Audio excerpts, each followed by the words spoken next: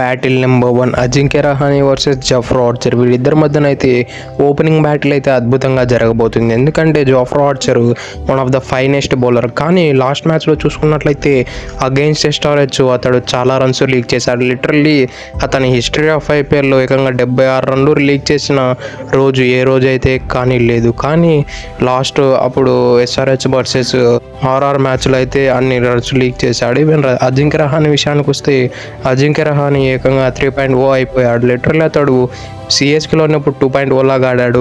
KKR వచ్చేసరికి 3.0 అయిపోయాడు. Literally ఏమున్నా బ్యాటింగ్ చేస్తున్నాడు. వచ్చినప్పటి నుంచి ఫస్ట్ బాల్ నుంచే హిట్టింగే పెట్టుతున్నాడు. అలానే one of the top bowlers నుంచి హిట్ చేస్తున్నాడు. అందరి ప్లేయర్స్ లాగా ఏదో 5th బౌలర్ని హిట్ చేద్దాం అనే ఇంటెన్షన్స్ అయితే ఈయనలో లేవు. ఈయనైతే టాప్ బౌలర్ ఎవరైతే ఉన్నారో అతన్నే టార్గెట్ చేద్దాం అన్నట్లు ప్లే ఆడుతున్నాడు. అదైతే డెఫినెట్లీ అజింక్య రహానే 3.0 అని చెప్పుకోవచ్చు. ఇక వీరిద్దరి మధ్యన స్టార్ట్స్ చూసుకుంటే ఇప్పటివరకు 9 బాల్లలో ఎదురుపడగా 1 రన్ మాత్రమే కొట్టగలిగాడు. యావరేజ్ 1.0గా ఉంది. ఆ స్ట్రైక్ రేట్ చూస్తే 11గా ఉంది. అలానే ఒకసారి అవుట్ చేశాడు. ఈ యావరేజ్ స్ట్రైక్ రేట్ చూస్తే మతిపోతుంది. అసలు లిటరలీ ఆ అజింక్య రహానేకి ఈ అజింక్య రహానేకి అయితే జమీన్ ఆస్మాన్ ఫరక్ అయితే ఖచ్చితంగా ఉంది. ఇక నెంబర్ 2 విషయానికి వస్తే సిమ్రన్ హెట్మైర్ వర్సెస్ వరుణ్ చక్రవర్తి. వీళ్ళిద్దరి మధ్యన కూడా ఒక ఎగ్జైటింగ్ బ్యాటర్ ఉండే అవకాశం ఉన్నాయి. మెయిన్లీ సిమ్రన్ హెట్మైర్ అయితే లాస్ట్ మ్యాచ్లో ఎస్ఆర్హెచ్ పైన అద్భుతమైన 42 రన్స్ అయితే కొట్టగలిగాడు.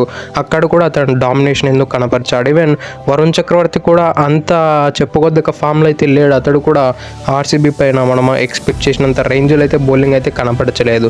మనం ఛాంపియన్స్ ట్రోఫీలో అతని ఫామ్ చూసి ఆర్సీబీ పైన అతడు ఫైర్ అవుతాడని మనం లిటరలీ అనుకున్నాం. కానీ అతడు ఆ ఫామ్ అయితే కనపరచలేకపోయాడు. కాబట్టి దీన్ని అడ్వాంటేజ్గా తీసుకొని సిమ్రన్ హెట్మైర్ అతన్ని హిట్టింగ్ చేయవచ్చు. ఇక వీరిద్దరి మధ్యన స్టార్ట్స్ విషయానికి వస్తే ఇప్పటివరకు 7 బాల్లలో ఫేస్ ఆఫ్ కాగా అందులో 6 రన్లు మాత్రం కొట్టగలిగాడు.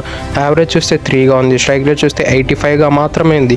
అలానే 2 సార్లు అవుట్ అయ్యాడు. సిమ్రన్ హెట్మైర్ 85 ఒక స్పిన్నర్ పైన మెయింటైన్ చేశాడంటే అతడి పైన ఏదో సంథింగ్ ఈజ్ డిఫరెంట్ ఉన్నట్లే. ఇక బ్యాటిల్ నెంబర్ 3 విషయానికి వస్తే ఆండ్రూ రసెల్ వర్సెస్ మహేష్ తీక్షణ. వీరిద్దరి మధ్య ఒక ఎగ్జైటింగ్ బ్యాటిల్ ఉండే అవకాశాలు ఉన్నాయి. ఎందుకంటే మహేష్ తీక్షణ ఆ మిస్టీరియస్ని యాడ్ చేస్తారు. వేరే ఆండ్రూ రసెల్ అయితే స్పిన్ ఆడడానికి చాలా తడబడుతూ ఉంటాడు. మనం లాస్ట్ మ్యాచ్లో చూసుకున్నట్లయితే సుయాష్ శర్మ పెద్దగా ఎక్స్పీరియన్స్ లేని బౌలరే అతన్ని క్లీన్ బౌల్డ్ చేశాడు. కాబట్టి మహేష్ తీక్షణ దగ్గర టన్నుల కొద్ది ఎక్స్పీరియన్స్ ఉంది. ఇతడైతే అతన్ని ఇంకా చాలా ఇబ్బంది పెట్టే అవకాశం ఉన్నాయి. ఈవెన్ స్టాట్స్ చూస్తే మనం మాట్లాడుకునే దానికి మొత్తం క్వైట్ ఆపోజిట్గా ఉన్నాయి. ఇక స్టాట్స్ విషయానికి వస్తే ఇప్పటివరకు వీళ్ళు 10 బాల్లలో ఫేస్ ఆఫ్ కాగా అందులో 20 రన్లు కొట్టాడు. యావరేజ్ చూస్తే 20గా ఉంది.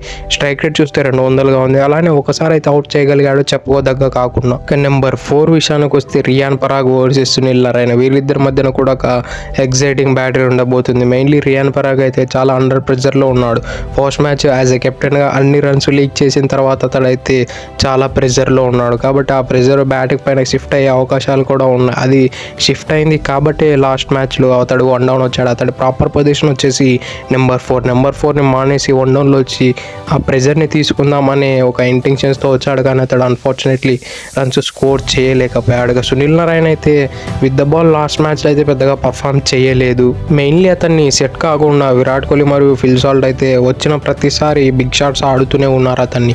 అలా ఆడితే ఏ మిస్టీరియస్ బౌలర్ అయినా బ్యాక్ ఫుట్లో ఉంటాడు. ఈవెన్ వరుణ్ చక్రవర్తి అయినా సునీల్ నారాయణ వీళ్ళిద్దరిని నెగోషియేట్ చేయాలంటే ఆ అగ్రెసివ్ అప్రోచ్ తీసుకోవాలి బాల్ 1 నుంచి. ఇక రియాన్ పరాగ్ వర్సెస్ సునీల్ నారాయణ స్టాట్స్ చూసుకున్నట్లయితే ఇప్పటివరకు వీళ్ళిద్దరు 13 బాల్లలో ఫేస్ ఆఫ్ కాగా 13 రన్లు కొట్టగలిగాడు. యావరేజ్ చూస్తే 13 ఉంది. స్ట్రైక్ రేట్ చూస్తే 100 ఉంది. అలానే ఒకసారి అవుట్ కూడా అయ్యాడు సునీల్ నారాయణ బౌలింగ్లో రియాన్ పరాగ్. ఇక నెంబర్ 5 విషయానికి వస్తే యశస్వి జైస్వాల్ వర్సెస్ వైభవ్ అరోరా. ఇది కూడా చాలా మంచిగా ఉండబోతుంది ఓపెనింగ్ స్పెల్లో. ఎందుకంటే వైభవ్ అరోరా మంచి స్వింగ్ చేస్తాడు. బాల్ ఎలా అయితే మరియు ఇంకొంత లెజెండ్ బౌలర్స్ ఎలా అయితే స్వింగ్ చేస్తారో అతడే అలానే ఇతడు కూడా అంత మంచి స్వింగ్ని రాబట్టగలుగుతాడు ఇరువైపులా. కాబట్టి యశస్వి జైస్వాల్ని ఇబ్బంది పెట్టే అవకాశాలు చాలా ఎక్కువగా ఉన్నాయి. కాబట్టి వైభవ్ అరోరా యశస్వి జైస్వాల్ని అవుట్ చేసే అవకాశాలు కూడా 200% ఉన్నాయి. ఈవెన్ యశస్వి జైస్వాల్ లాస్ట్ మ్యాచ్లో ఫ్లాట్ ట్రాక్ పైన కూడా రన్స్ స్కోర్ చేయలేకపోయాడు. అతడికి మైండ్లో అయితే రన్ అవుతూ ఉంటుంది, అంత ఈజీ పిచ్ పైన కూడా రన్స్ చేయలేకపోయానని. ఆ ప్రెజర్ అనేది ఈ మ్యాచ్లో కూడా షో ఆఫ్ చేసే అవకాశాలు ఉన్నాయి. ఇక వీళ్ళిద్దరి మధ్యన స్టార్ట్స్ చూసుకుంటే ఇప్పటివరకు 10 బాల్లో ఫేస్ చేయగా అందులో 17 రన్లు కొట్టగలిగాడు. యావరేజ్ చూస్తే 17గా ఉంది. స్ట్రైక్ రేట్ చూస్తే 170గా ఉంది. అలానే ఒకసారి అవుట్ కూడా అయ్యాడు.